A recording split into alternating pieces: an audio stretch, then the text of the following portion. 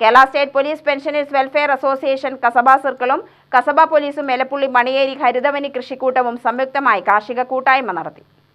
മണിയേരി ക്ഷീരസംഘം ഹാളിൽ Kasaba CI M Sujith ഉദ്ഘാടനം ചെയ്തു. നിങ്ങൾ ബുദ്ധിമുട്ടി അത്ര ബുദ്ധിമുട്ടൊന്നും തന്നെ ഇന്നുള്ള പോലീസ് ഉദ്യോഗസ്ഥന്മാർക്കില്ല.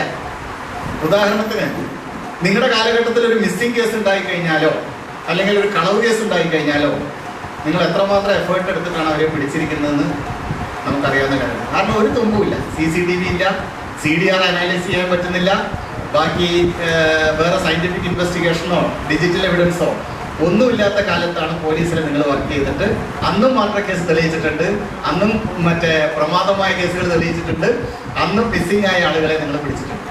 എന്നാൽ ഇന്ന് നമുക്ക് സൗകര്യങ്ങൾ കുറച്ചുകൂടെ കൂടി.